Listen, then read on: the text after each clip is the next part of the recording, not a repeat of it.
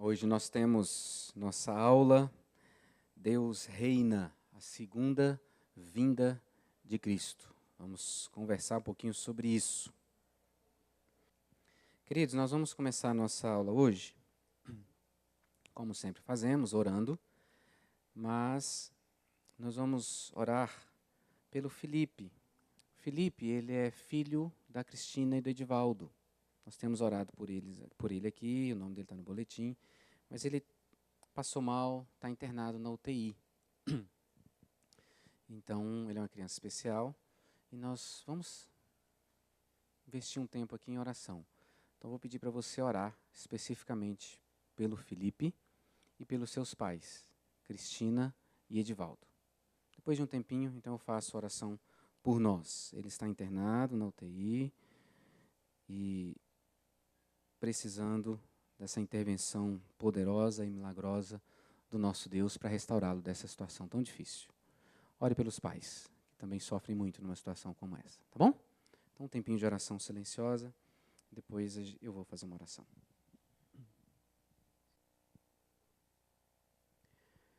Senhor nosso Deus, Tu és o Todo-Poderoso. Nós dependemos totalmente do Senhor e confiamos no Senhor.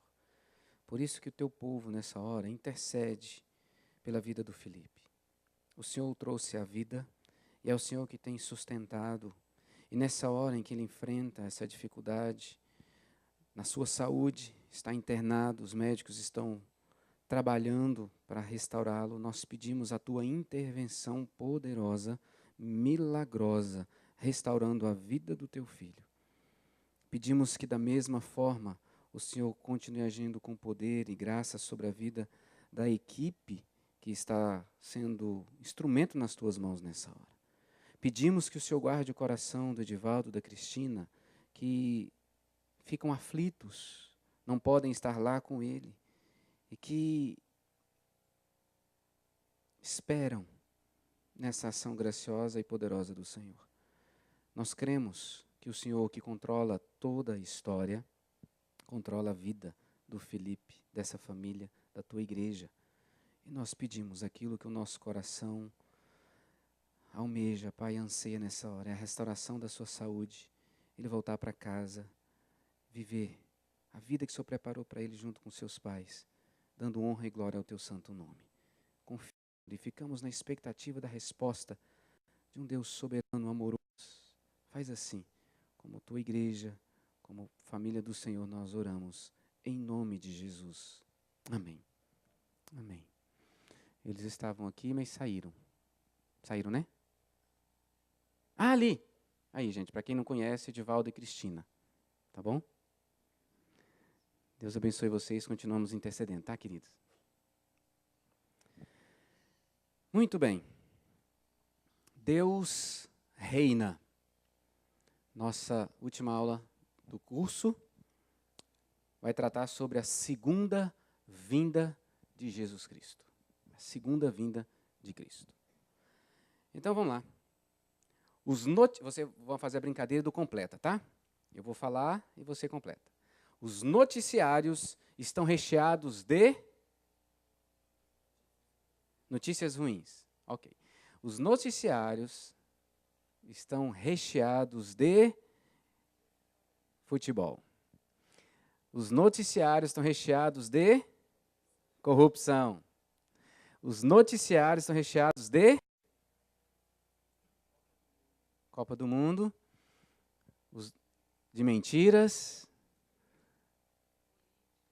política, violência.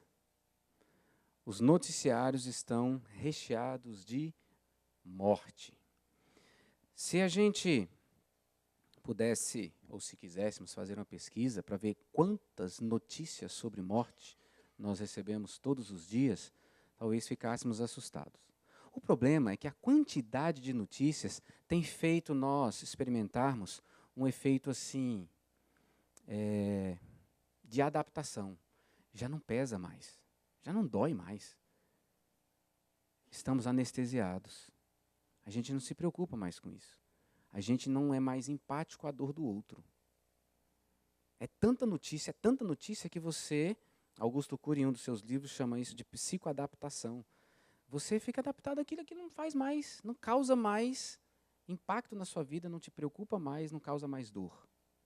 Essa é uma realidade que nós experimentamos hoje. E por que eu estou chamando a atenção para a morte? Porque morte tem tudo a ver com a segunda vinda de Cristo. Morte tem tudo a ver com a segunda vida de Cristo. Desde que a maldição terrível de Gênesis 3 entrou na história humana, nós enfrentamos morte. Adão e Eva experimentaram da forma mais terrível a dor da morte. Um filho matando o próprio irmão. Perderam um filho porque o outro filho matou. A morte está presente. Salomão, o filho sábio de Davi, afirmou que no mundo não há nada sem propósito. Tudo tem um tempo determinado, porque há propósito para tudo. E aí ele diz, no capítulo 3, no verso 2, há tempo de nascer e há tempo de morrer. Se há uma certeza que você pode ter, é que você vai morrer um dia. Quer dizer, será? A gente vai ouvir isso, não é um ditado popular? Uma certeza que você pode ter é que você vai morrer. Mas se Jesus voltar quando você estiver vivo, Dário, você não vai morrer. Isso está na Bíblia, e nós vamos ver. A segunda vinda de Jesus traz essas informações para a gente. O que a gente precisa saber sobre esse tema? O que é importante para a gente conhecer sobre a segunda vinda de Jesus Cristo? O que envolve a nossa morte aqui? O que isso reflete na eternidade? Depois que eu morro, o que acontece? Meu corpo, a gente sabe que vai ser totalmente decomposto, mas e a alma? Vai para onde? Fica fazendo o quê até a volta de Jesus Cristo?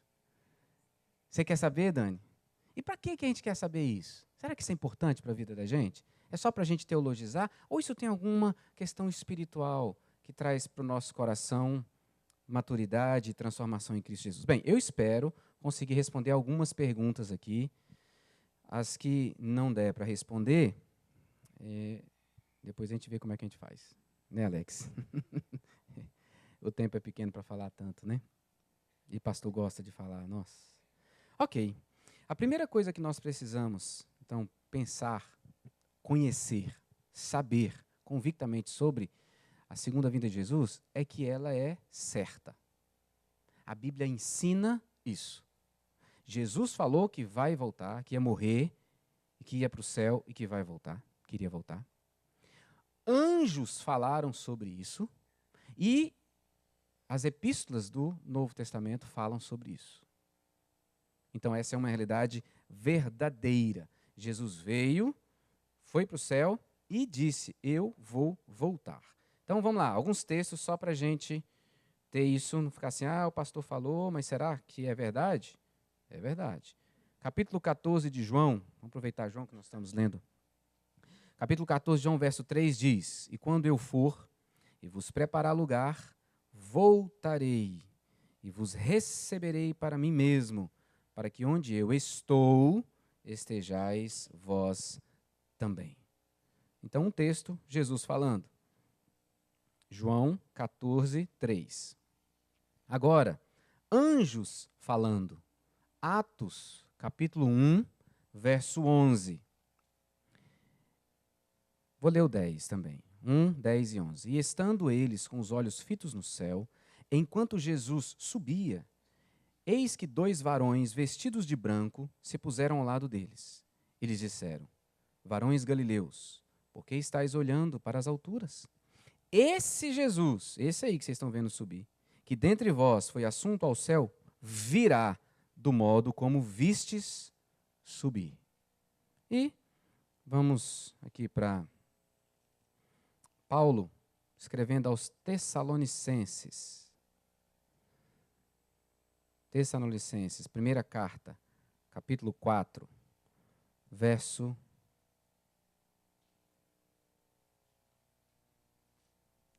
16 e 4, 15 e 16.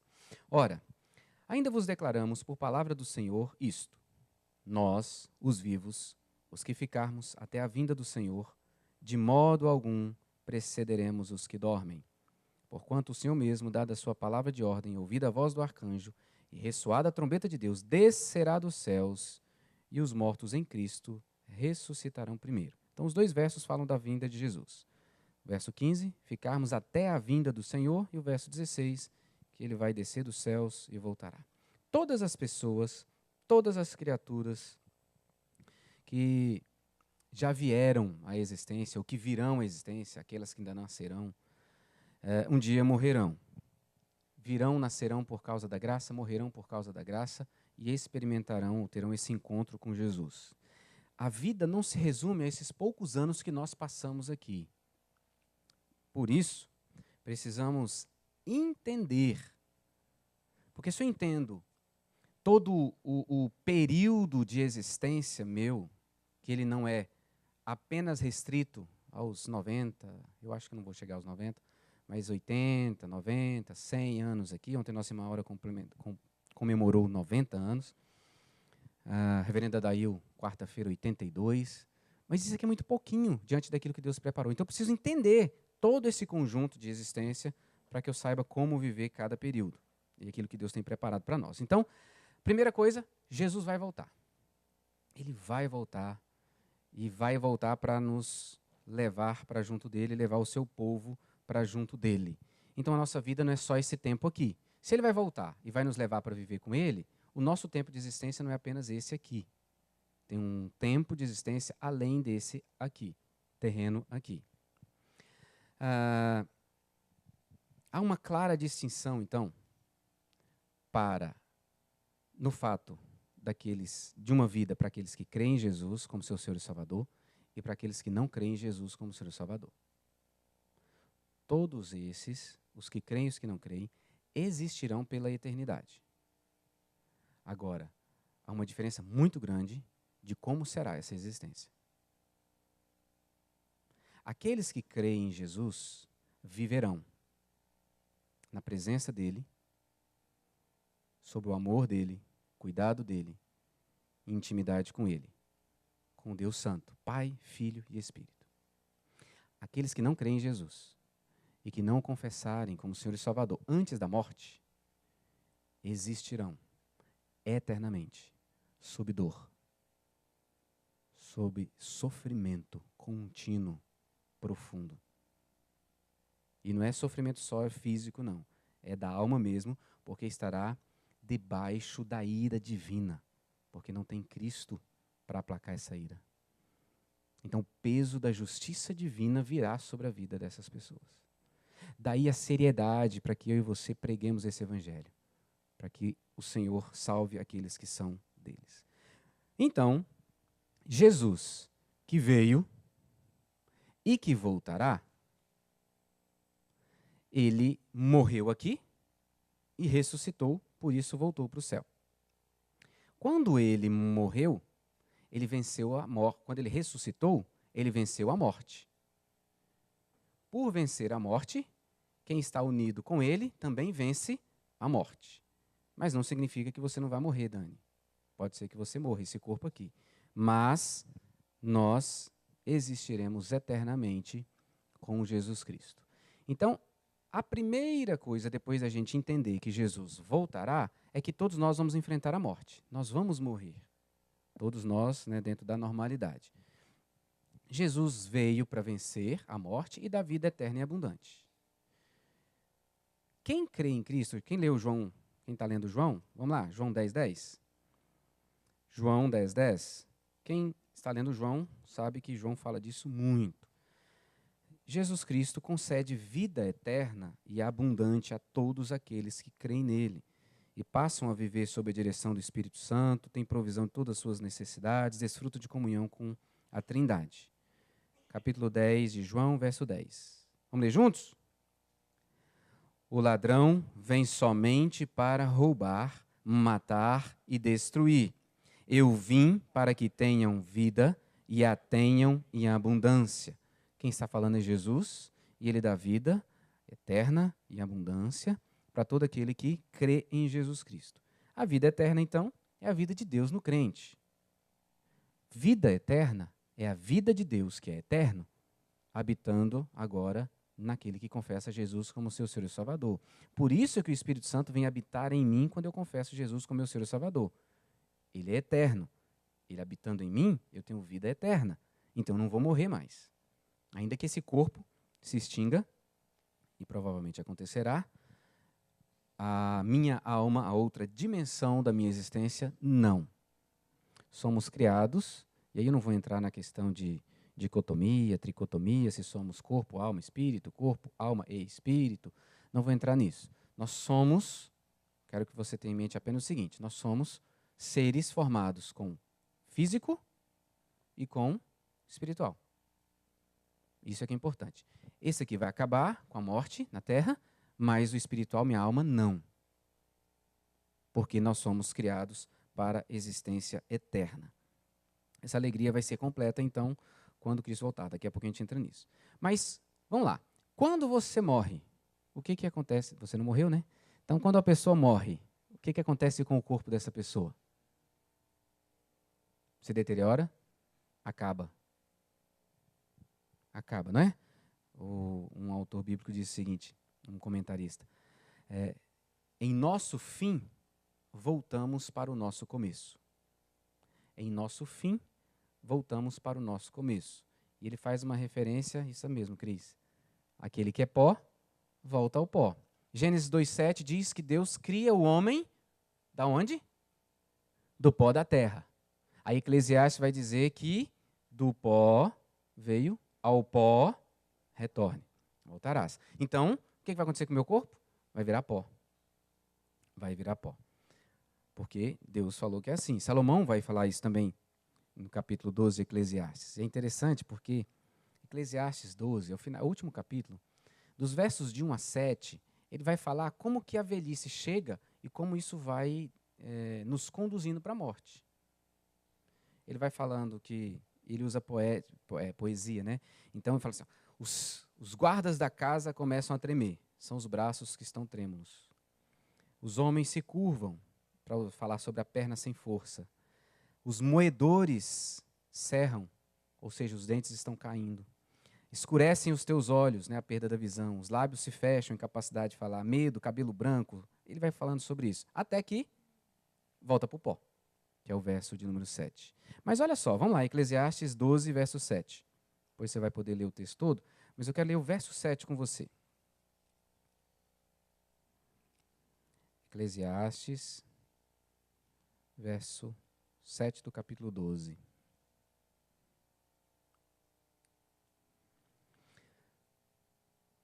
O que vai acontecer com o corpo? O corpo vai voltar, o pó vai voltar à terra como era. E o espírito? Volta a Deus que o deu. Então, se o corpo vai se deteriorar, vai virar pó, Salomão diz que a alma, o espírito, volta para o Deus. É como um pombo-correio, né? Volta para aquele que o deu. O que acontece com essa alma? Ela volta para Deus, mas volta para Deus como? Vai para Deus, fica na presença de Deus? Fica dormindo? Já desfruta de intimidade? Como é que é isso? A Bíblia fala sobre isso? Fala. Lucas 23. Lucas, capítulo 23. Se a alma volta para o seu Criador, nós temos 2 versículos aqui em Lucas, que diz para nós que quando a gente morre e vamos para o Senhor, capítulo 23, 42 e 43, a alma entra num estado de bem-aventurança consciente. Ela nunca morre, nem dorme. E acrescentou, Jesus, lembra-te de mim quando vieres no teu reino. Jesus lhe respondeu, em verdade te digo que hoje estarás comigo no paraíso. Jesus fala de alguém que estará consciente com Jesus na eternidade. Será o corpo? Não. O corpo de Jesus vai para a tumba e o corpo dele provavelmente ia para um monte de cadáveres. Não era enterrado, não. Então, Jesus não está falando do corpo físico. Está falando do ser como alma. O corpo depois vai ser ressuscitado. Então, o estado de quem morre em Cristo Jesus é estar já consciente na presença de Deus. Ele não passa, e aí nós temos duas doutrinas complicadas na história.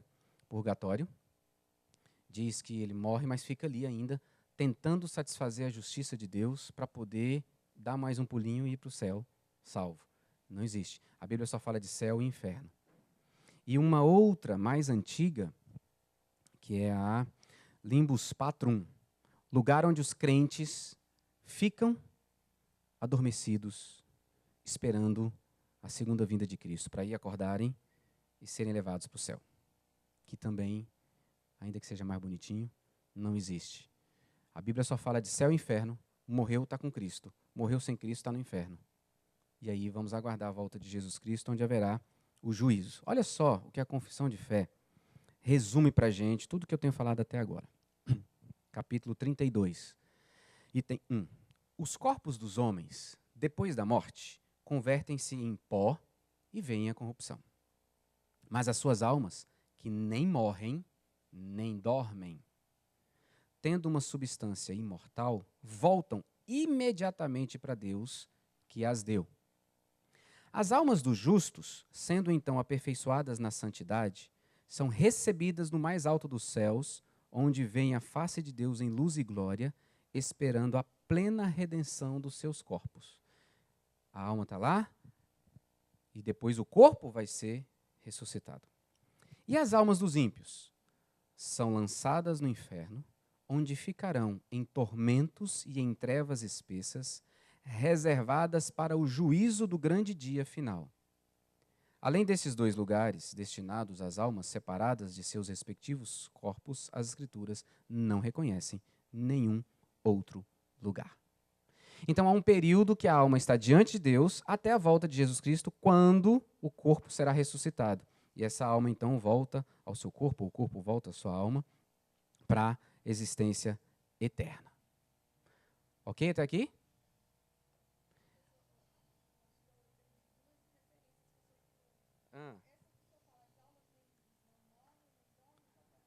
Lucas 23, 42, 43.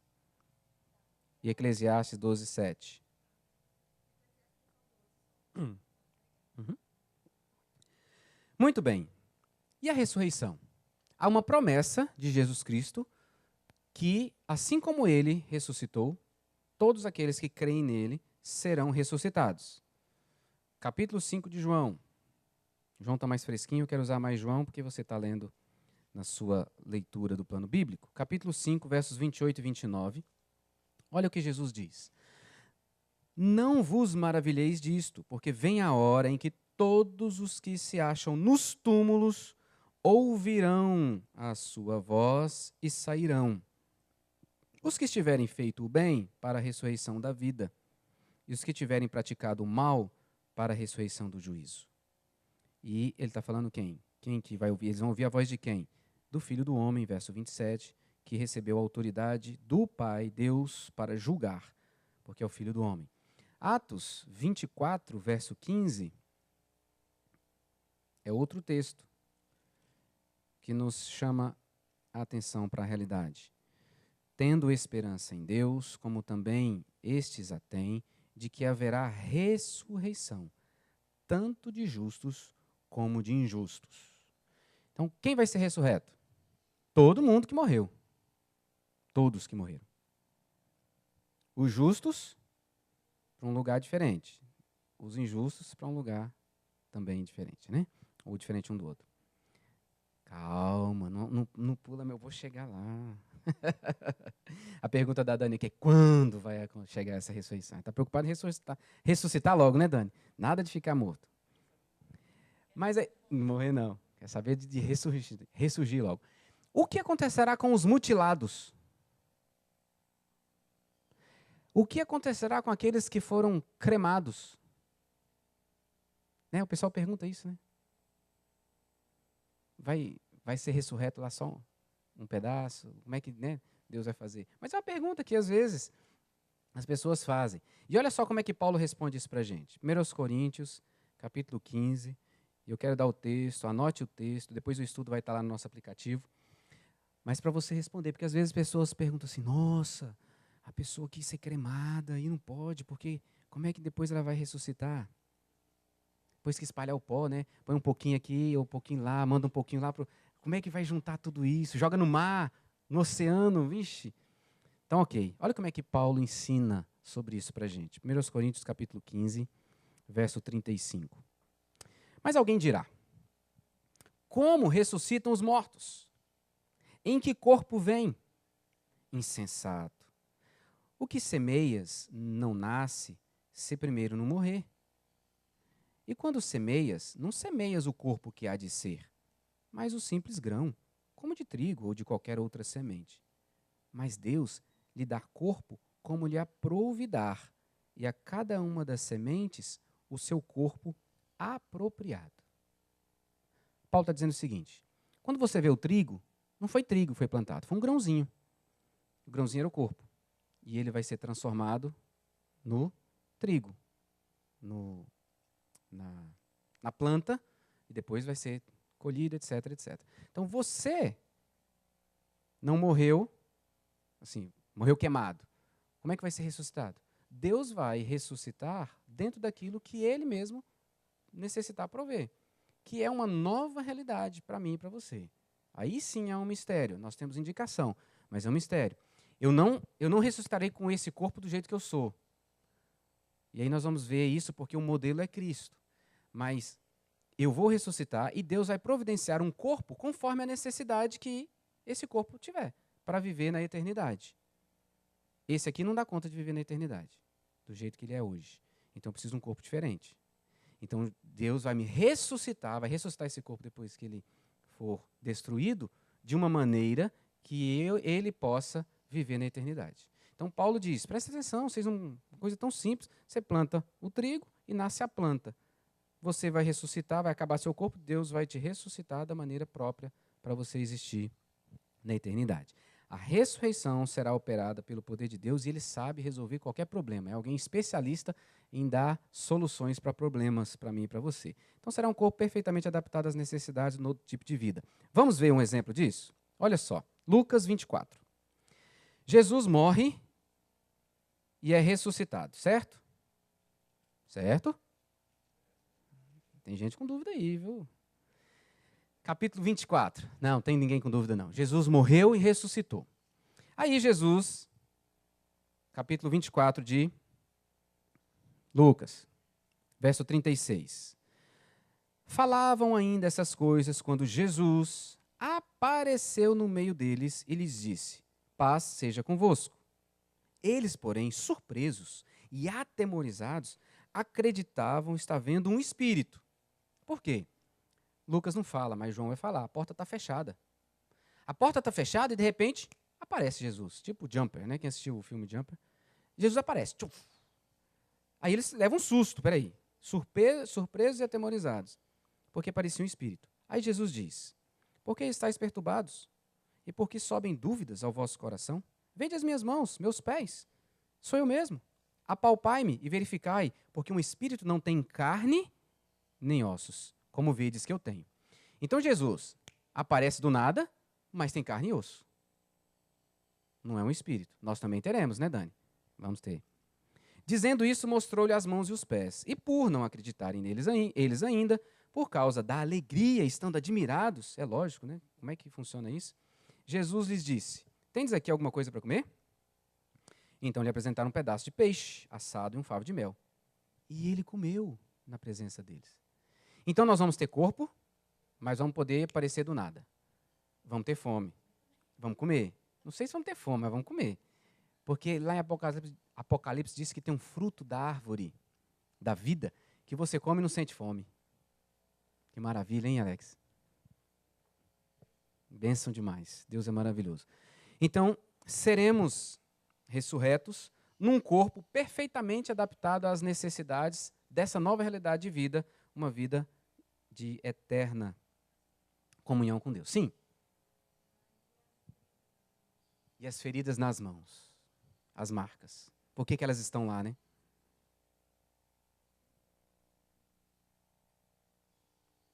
Pode ter uma, olha, a Lara, nossa teóloga de plantão, está levantando uma questão. Pode ter mudado tudo depois que ele foi assunto aos céus. Porque ele ressuscitou, mas ainda não tinha voltado para experimentar ou receber de volta toda a sua glória. E quando ele vai assunto aos céus, pode ter acontecido dele ser totalmente restaurado. Não, mas não vai ter dor. Ele pode ter a coluna torta, pode ter algum problema lá, pode ter uns pinçados lá, mas não vai ter dor. Porque Apocalipse diz que não vai ter mais choro, não vai ter sofrimento, só a marca. E a marca, não, se não tem dor, a marca não me faz lembrar do que provocou a dor. A fisionomia é a mesma, né, Dani? Mas eu tenho dúvida, sabe?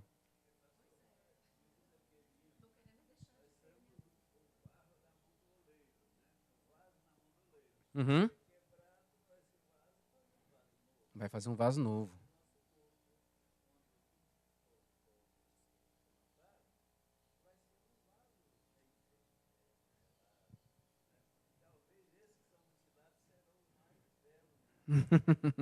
Serão restaurados naquilo que eram, né, naquilo que foram, sem dúvida.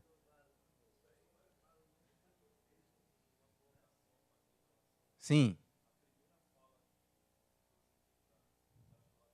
Uhum.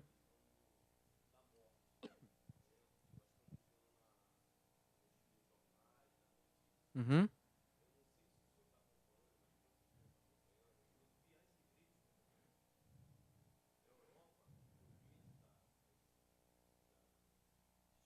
Uhum. Sim.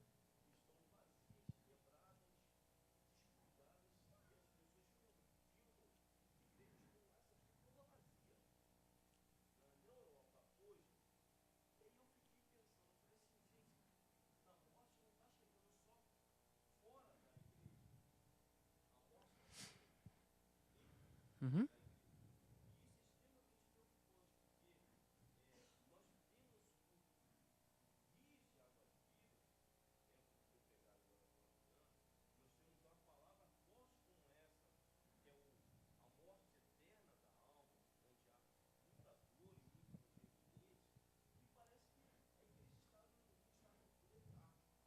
Sim.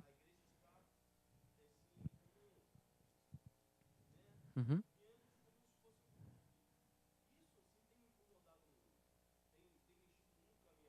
Uhum. Renato,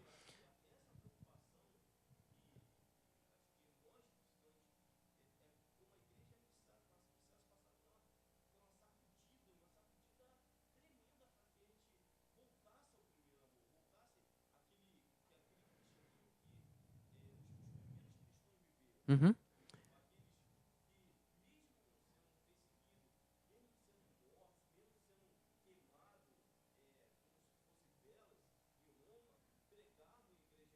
Sim. É, a gente tem que ter cuidado com a generalização. Quando você fala igreja está morrendo lá, sim, como igreja de Cristo, naquele lugar ela está morrendo. Mas a igreja, como igreja de Cristo, está crescendo abundantemente em vários outros locais. Na África do Sul, esse coral que virá aqui é parte de uma igreja que hoje tem 28 mil membros. E eles têm 400 casas, lares, que acolhem órfãos. E quem quiser ver um pouquinho da história de Uganda, Uganda foi dizimada. E muitas crianças órfãos. Eles trabalham com quase 2 milhões de crianças órfãos em Uganda. E a igreja está crescendo, crescendo, crescendo. África, Coreia, países árabes. Muito, muito, muito, muito. A igreja está falando assim, gente se convertendo de maneira que você fala assim, ela sonha, tem um sonho, no sonho Jesus fala que ela precisa procurar alguém para falar dele para ela, e essa pessoa sai e procura um cristão, entrega a vida a Cristo. Então Deus está agindo em muitos lugares. Então a gente precisa ter esse discernimento. A igreja está morrendo? Tá. Aonde? Em países onde o liberalismo chegou, onde o relativismo tomou conta, onde a vida não depende mais de Deus. A vida está totalmente concentrada na própria pessoa. Ela tem um excelente plano de saúde, ela tem um excelente governo, Estado, para cuidar dela, de todas as suas necessidades. Ela não precisa de Deus. E isso vai sendo construído, porque os pilares foram destruídos. Então, a igreja está morrendo, entre aspas, em alguns lugares, crescendo em outros lugares. Nada disso foge à soberania do nosso Deus. Ele é um Deus que reina soberanamente, que determinou todas as coisas. E aqueles a quem ele escolheu serão salvos. Isso não exime de forma alguma, e aí você está corretíssimo em chamar a nossa atenção, a nossa responsabilidade de pregar esse evangelho a toda criatura. Porque quando é que Jesus volta para nos ressuscitar? Quando? Né, tem uma dica para a gente lá em Mateus 24, 14. Mas deixa eu continuar aqui. Obrigado, Renato, por esse despertamento para nós. Bem, essa volta de Jesus é para todos, vivos, mortos, crentes e não crentes, e todos experimentarão uma transformação instantânea. Filipenses 3, 21 é um texto que você vale a pena anotar, porque diz como será o nosso corpo. Será igual ao de Jesus. Capítulo 3 de Filipenses, capítulo 20 e 21. Capítulo 3, verso 20 e 21. Pois a nossa pátria está nos céus, de onde também aguardamos o Salvador, o Senhor Jesus Cristo. Ele vai voltar. O qual transformará o nosso corpo de humilhação para ser igual ao corpo da sua glória, segundo a eficiência do poder que ele tem de até subordinar a si todas as coisas. Olha que maravilha. Jesus vem, acaba, transforma esse corpo de humilhação aqui, esse corpo corruptível, transforma num corpo igual ao dele, da glória que ele tem. Isso é maravilhoso. Nós vamos experimentar isso.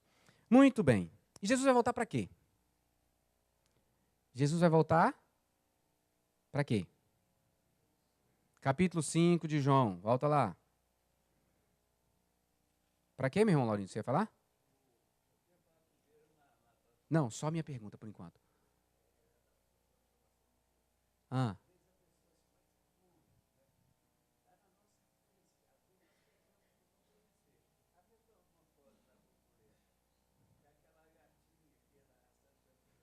Sim.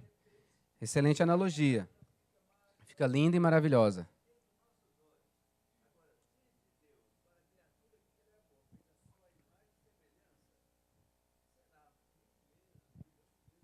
Nós não temos condição, com essa mentinha afetada pelo pecado aqui, de entender isso. Ainda não. João 5, 22. E o Pai a ninguém julga, mas ao Filho confiou o quê? Todo o julgamento. Verso 27. E lhe deu autoridade para julgar, porque é o Filho do homem. Então Jesus volta para julgar. Talvez um engano que nós experimentemos é achar que Jesus vem, a volta de Jesus é para julgar. Levar uns para o céu e mandar outros para o inferno. Não, Jesus não vem para fazer isso. Porque isso já está determinado quando eu creio, eu já sei para onde eu vou, e quando alguém não crê, ele já vai permanecer sob a ira de Deus, já sabe o lugar dele, já está julgado, diz o texto bíblico. Ele já está julgado. Mas, Jesus então vem para quê? Se ele vai julgar o quê? Queridos, o julgamento final não é por causa do homem, é por causa de Deus. O julgamento final é para revelar, mais uma vez, diante de todos, crentes e não crentes, a glória, a majestade, o amor, a graça e a justiça de Deus. É isso que vai acontecer, porque o caminho já está determinado. Quando Jesus Cristo voltar, quem morreu sem Cristo está no inferno. Quem morreu com Cristo está no céu. Ele não vai separar de novo. Ele só vai dizer, olha aqui, vocês ouviram a palavra. Quem creu está comigo. Quem não creu está semigo. Vai ficar na eternidade. Mateus 25. Nosso tempo está passando, mas isso aqui eu preciso ver com vocês. Olha só. Mateus 25 é um texto conhecido seu. Você conhece Mateus 25. É o texto onde Jesus está falando do grande julgamento. Quando vier o Filho do Homem, verso 31, na sua majestade, todos os anjos com ele, então se assentará no trono da sua glória. E todas as nações serão reunidas em sua presença. E ele separará uns dos outros, como o pastor separa dos cabritos as ovelhas. Então Jesus vai julgar, e lá estão as ovelhas. Quem são as ovelhas? Os crentes, os que creram, os discípulos de Jesus. E aí Jesus vai falar assim, olha, vocês vão reinar comigo. Veja o verso 34. Vinde benditos de meu Pai, entrai na posse do reino que vos está preparado desde a fundação do mundo. Você já se perguntou por que essas pessoas, quando ouvem, vem, Michel, vem, vamos para o céu comigo. Aí o Michel fala assim, mas Senhor, por que eu vou? Por que as pessoas perguntam? Olha só o 35. Porque tive fome e me deste de comer, tive sede e me deste de beber, era forasteiro e me hospedastes, estava nu e me vestistes, enfermo e me visitastes, preso e fostes ver-me. Então Jesus diz, olha, Michel, vem comigo. Você vai morar no céu comigo. Porque, olha, quando eu tive fome, você me deu de comer. Quando eu estava com frio, você me vestiu. Quando eu estava preso, você foi me visitar. Aí o Michel falou assim, eu não estou entendendo nada, eu não fiz nada disso. Não é simplesmente falar assim, bora Jesus? Por que ele está questionando, não está aceitando o que Jesus está dizendo? Verso 37. Então perguntarão os justos, Senhor, quando foi que te vimos com fome e te demos de comer? Ou com sede e te demos de beber? E quando te vimos forasteiro e te hospedamos? Ou nu e te vestimos? E quando te vimos enfermo ou preso e te fomos visitar? O rei respondendo lhes dirá, em verdade vos afirmo que sempre que eu fizesse a um desses meus pequeninos irmãos, a mim me fizesse. É interessante. O que a gente vê aqui? Não é só uma questão de curiosidade. Jesus está falando de como se comporta aquele que é constrangido pela graça. Aquele que é afetado pelo amor de Deus. Ele fala assim, mas eu não fiz nada para merecer. Ele fala assim, não, mas você fez. O que você fez foi um reflexo da minha graça em você. Porque você cuidou dos perdidos. Você alimentou. Você foi um reflexo de quem eu sou. Então nós vemos aqui uma consciência clara de quem está tomado pela graça. E é só esse que está na glória. É só esse que está salvo. Porque aquele que confia em si mesmo naquilo que faz, não está salvo. Somente aquele que descansa na graça no que Cristo fez. E aí a gente vê o outro grupo. Verso 41.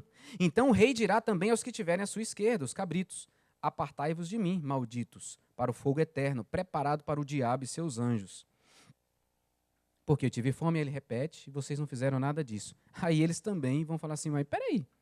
Então, e eles perguntarão no verso 44, Senhor, quando foi que te vimos com fome, com sede, forasteiro, nu, enfermo e preso, e não te assistimos? Aí Jesus responderá, em verdade vos digo que sempre que o deixastes de fazer a um destes mais pequeninos, a mim o deixastes de fazer. Aqueles que são confiados na sua autossuficiência, na sua própria justiça, e que não olham para o outro como Cristo deseja que olhemos. Então, queridos, todos estaremos diante do tribunal. Todos. Para já, ou só, ouvirmos aquilo que já está decretado, desde antes da fundação do mundo. Afirmação que é tão difícil para a gente compreender. Romanos capítulo 14, versos 10 e 12, mais um texto para você guardar aí. Romanos 14, 10 diz, Tu, porém, por que julgas teu irmão? E tu, por que desprezas o teu? Pois todos compareceremos perante o tribunal de Deus. Verso 12. Assim, pois, cada um de nós dará contas de si mesmo a Deus. E Jesus diz que todas as nossas obras serão julgadas. Então, mesmo que você esteja garantido no céu, vai morar com Cristo, a sua obra, aquilo que você fez, como você viveu, será julgado. Capítulo 16 de Mateus, verso 27. Porque o Filho do Homem há de vir na glória de seu Pai com seus anjos, e então retribuirá a cada um conforme as suas obras. 2 Coríntios 5,10 também fala sobre isso, e teríamos vários outros textos. Deixa eu fazer um resumo do que eu falei dessa segunda parte, olhando para a Confissão de Fé de Westminster. O fim, capítulo 33, item 2 agora. O fim que Deus tem em vista, determinando esse dia, é manifestar a sua glória. A glória da sua misericórdia na salvação dos eleitos e a glória da sua justiça na condenação dos injustos e desobedientes. Os justos irão então para a vida eterna e receberão aquela plenitude de gozo e alegria procedente da presença do Senhor. Mas os ímpios, que não conhecem a Deus, nem obedecem ao Evangelho de Jesus Cristo, serão lançados nos eternos tormentos e punidos com a retribuição eterna proveniente da presença do Senhor e da glória do seu poder. Veja que interessante. serão lançados nos eternos tormentos e punidos com a destruição eterna proveniente da presença de Deus. Eles estarão na presença de Deus, só que sem Jesus, para impedir que a ira venha sobre eles. Por isso que eles experimentarão destruição eterna, tormentos eternos. Então é mais ou menos o seguinte, você já viu muito filme escatológico, né? Os filmes do futuro. Um desses, eu não vou lembrar o nome não, mas eu lembro da imagem. Você não pode, quando o sol sai, acho que é Riddick, quando o sol sai, você tem que se esconder. Porque se você não se esconder, os raios solares vão te destruir. Então o filme fica muito na sombra e é muito escondido. Então é mais ou menos isso aqui. Aí o Miguel lembra do filme. É mais ou menos isso aqui. Cristo, acho que é Riddick, não é? A Batalha de Riddick, né? Batalha de Riddick, com o Vin Diesel. Então, quando o sol vinha, eles tinham que se esconder, porque se o raio pegasse, eram destruídos, queimados, derretidos. Então, mais ou menos isso aqui. Nós estaremos na presença do sol da justiça, mas não seremos fulminados porque Cristo já cumpriu a justiça. Agora, quem não será fulminado? Bom seria, mas não vai. O texto diz que estarão em eterna tormenta, eterno sofrimento. Então, resumindo, salvos absolvidos, ímpios condenados. Muito bem. Quando? A segunda vinda de Cristo. Quando será? Não sabemos. Jesus diz que só o Pai sabe, nem ele nem os anjos. E ele está falando dele humano, né? Porque ele, Deus, sabe. Mas há um testemunho para mim e para você em Mateus 24, 14. Vocês já se lembram desse texto, que eu sempre estou citando por aqui. E será pregado esse evangelho do reino por todo o mundo, para o testemunho a todas as nações. E então, virá o fim. Quando é que Jesus volta? Quando o evangelho for pregado a todas as nações. Quando o evangelho for pregado a todas as nações. Então, não é para eu e você ficarmos preocupados, buscando as estatísticas das agências missionárias, se o evangelho está alcançando todos os povos. É para eu e você corrermos a pregar o evangelho. Porque você não precisa se preocupar com a segunda vinda de Cristo. Você não precisa se preocupar. Você já viu aqui que você que está em Cristo vai experimentar algo maravilhoso que a gente não consegue. Paulo tentou, mas não consegue. Pedro tentou, mas não consegue.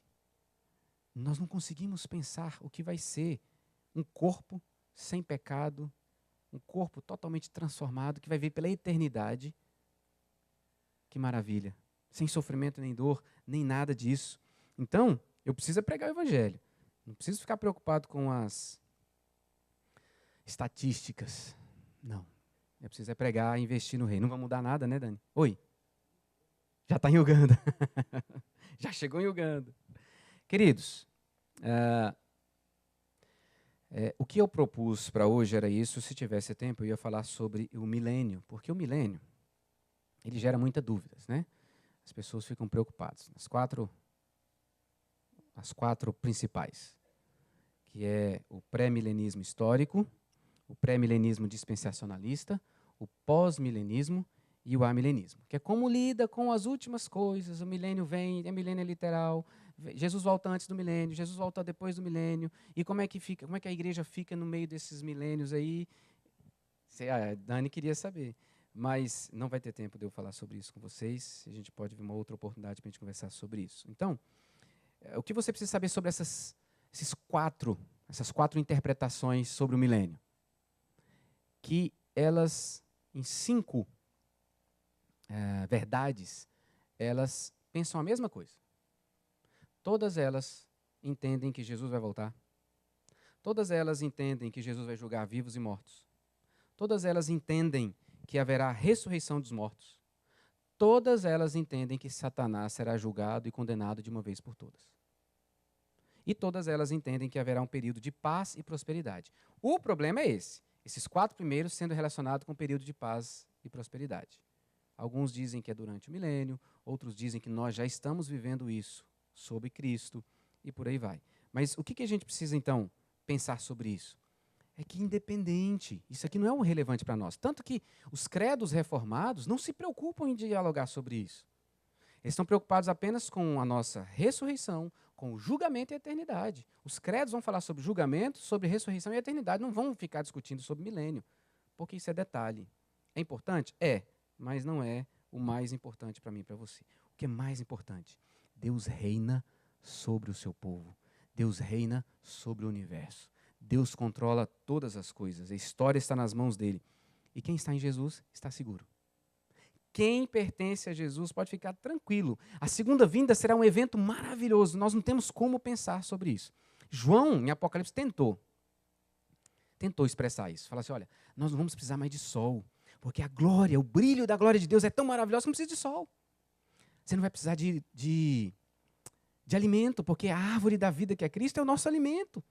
E vai dar um fruto durante todo o ano.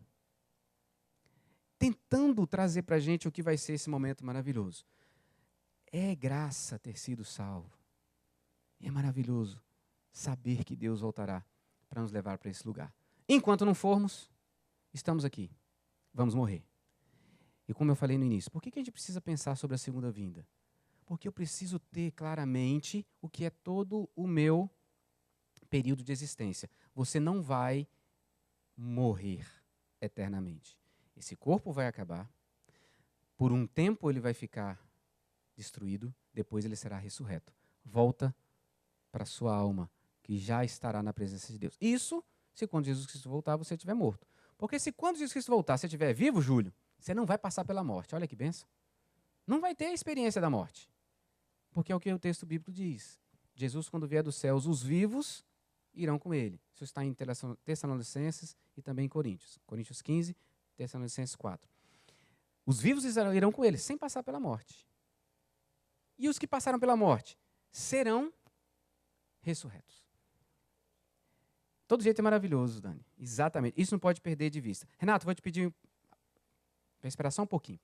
3 aplicações. Já passei 5 minutos, eu sei que vocês são graciosos, então eu quero só falar 3 aplicações. O que é importante disso tudo? 1.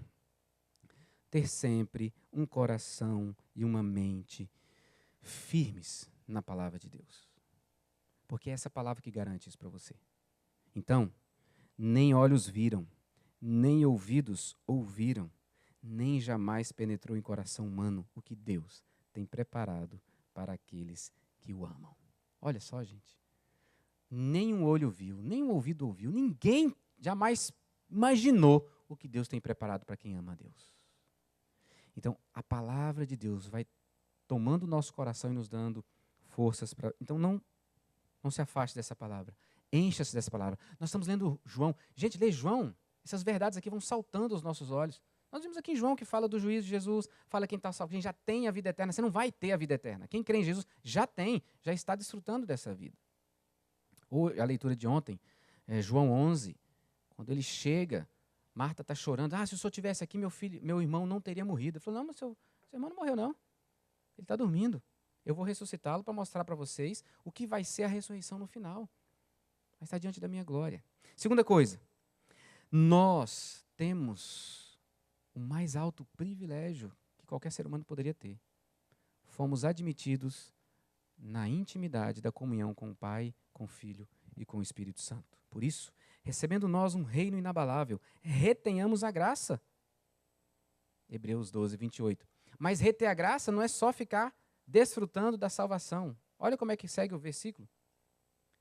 Pela qual servamos a Deus, de modo agradável, com reverência e santo temor. Cadê seus dons? É para você servir. A graça é tão impactante na sua vida que você quer servir para que Deus seja visto através do seu serviço.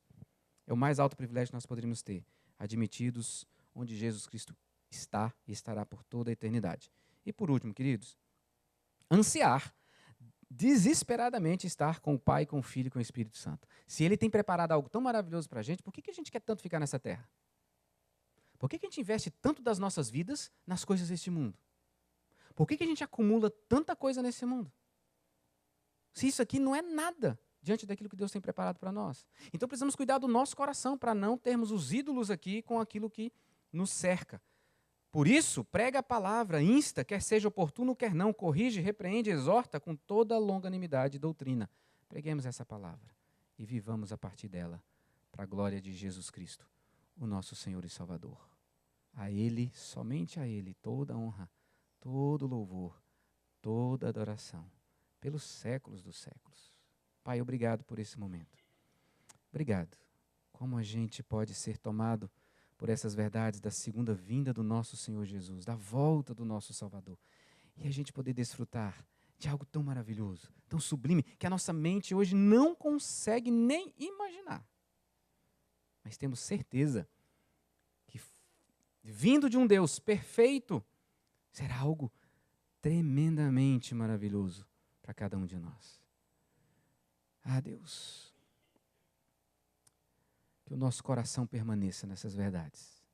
Que o Senhor nos incline para contigo todos os dias da nossa vida. Que a nossa mente seja inclinada para as tuas verdades espirituais. Que o nosso coração seja conduzido pelo teu Espírito Santo. E que a palavra do Senhor cada vez mais tome espaço em nosso coração. E ansiemos pela volta do nosso Salvador.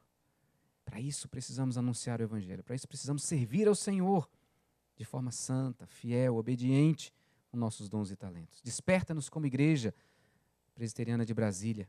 Desperta-nos como igreja em Brasília. Desperta-nos como igreja no Brasil. Desperta-nos como igreja no mundo, para anunciarmos as maravilhas do Evangelho de Jesus Cristo.